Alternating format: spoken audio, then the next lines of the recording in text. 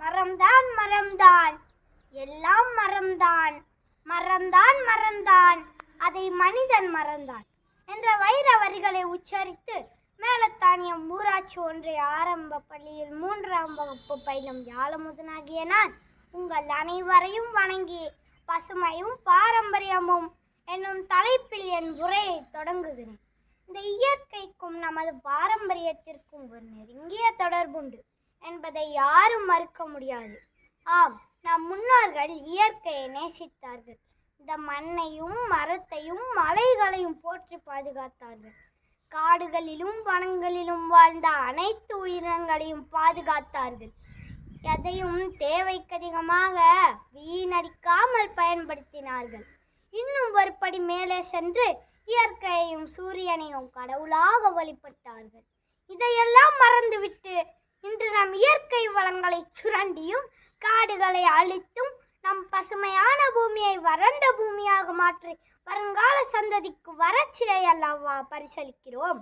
நம் மண்ணை பூமியும் ஐம்பூதங்களும் மனிதனுக்கு மட்டுமல்ல, சிறு கட்டெரும்பு முதல் காட்டெருமை வரை, சிட்டுக்குருவி முதல் சிறுத்தை வரை, மண்புழு முதல் திமிங்கலம் வரை அனைத்து உயிரினங்களுக்கும் பொதுவானது. அதை மனிதன் மட்டுமே சுரண்டி அளிப்பது ஆபத்தானது. பூமி தாய் வெகுண்டால் சிறு புல்லு கூட மிஞ்சாது. எனவேதான் நகர்ப்புறங்களில் பசுமை பகுதியை அதிகரிப்பது, மரக்கன்றுகள் நடுவது, மண் வளத்தை பாதுகாப்பது, சுவாசிக்கும் காற்றை சுகாதாரமாக வைத்திருப்பது, வெப்பமாதலை குறைப்பது போன்றவற்றை மேற்கொள்ளும் விதமாக ஒவ்வொரு ஆண்டும் ஏப்ரல் 22ஆம் தேதி உலக பூமி தினம் கொண்டாடப்படுகிறது.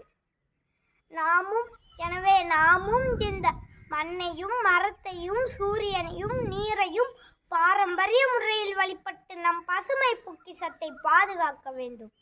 அதே போல துரித உணவுகளை தவிர்த்து பாரம்பரிய உணவுகளை உண்டு உடல் ஆரோக்கியத்தோடும் பாரம்பரிய விளையாட்டுகளை மீட்டெடுத்து மன ஆரோக்கியத்தோடும் வாழ்வோம். இன்றைய AI உலகில் தொழில்நுட்பமும் தொலைத்தொடர்பும் விண்ணை முட்டும் அளவிற்கு வளர்ச்சி அடைந்திருக்கின்றன.